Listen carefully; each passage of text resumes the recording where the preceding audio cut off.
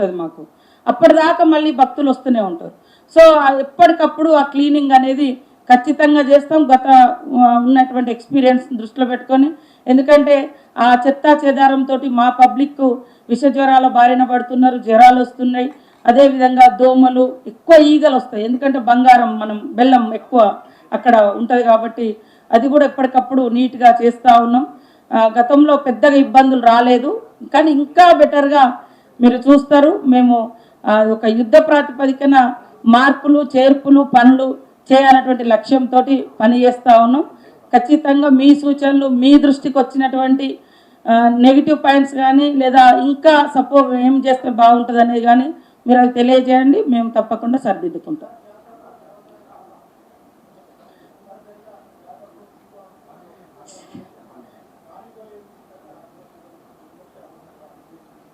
మేమిద్దరము సమ్మక్క సార్లమ్మలాగా కలిసి ఉన్నాం. ఎవరో కుట్రదారులు, పిచ్చోళ్ళు, అంటే ఒకటి వాళ్ళ ఫ్యూడల్ మెంటాలిటీ, ఆడోళ్ళు కలిసి ఉండరు, కొట్లాడుకుంటారు అనే భావన తీసుకొచ్చి దాన్ని ఎవరో ఎంజాయ్ చేయాలనుకుంటున్నారు అట్లాంటి సబ్జెక్టు. కానీ నాకు కొంచెం చైతన్యం ఉంది, ఆమెకు కూడా కొంత చైతన్యం ఉంది. ఆడోళ్ళు కొట్లాడి పెట్టుకోరు, కలిసి ఉంటారు. అభివృద్ధిలో, పోరాటంలో ఆనాటి నుంచి మా తల్లుల స్ఫూర్తి నుంచి మేమందరం కలిసికట్టుగా పనిచేస్తాం. తను వాస్తవానికి జాతరకు ముందే నాకు కొంచెం వేరే బిజీ ఉంటుంది అక్క అని వాళ్ళ మనుమడి ఎంట్రకలు తీయడానికి వచ్చి మేమిద్దరం కలిసి జాతర అంతా సమీక్ష చేసుకున్నాం. ముందే చెప్పింది. సరే సడన్గా మీలాంటి ఇట్లా కొన్ని వార్తలు వచ్చిన తర్వాత ఆమె రావాలని ప్రయత్నం చేసినా కూడా పాపం ఆమె బెడ్ మీద ఉండి కూడా ఒక వీడియో పెట్టింది.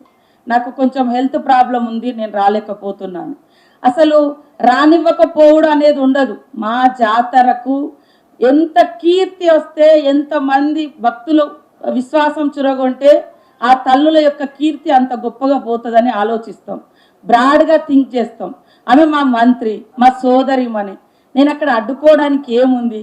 కొన్ని పత్రికలు ప్రత్యేకంగా వరంగల్లో ప్రతిదాని కొట్లాట. ఇవాళ అక్కడ మాకు ఇన్ఛార్జ్ మినిస్టర్ గారు, నేను నిజామాబాద్ ఇన్ఛార్జి, ఆమె అంతకుముందు మెదక్ ఇన్ఛార్జి గారు మినిస్టర్ గారు ఉన్నప్పుడు కొన్ని ప్రోగ్రామ్స్ ఉన్నప్పుడు పోతాం, పార్టిసిపేట్ చేస్తాం. నేను నా జిల్లా ఉంది, నా నియోజకవర్గం ఉంది, నాకు ఇన్ఛార్జ్ ఉంది, అంతే తప్ప మా ఇద్దరి మధ్య మేము ఈ మధ్య కలిసి దిగిన ఫోటోలు పెట్టినా ఓర్వలేకపోతున్నారు. మేము ఏదో పని మీద ఉండి ఎటెటర్ పోయినా సహించలేము. ఇట్లా ఉండకండి, ఆడవాళ్ళని కొద్దిగా కలవనియండి, ఎదగనియండి, బతకనియండి.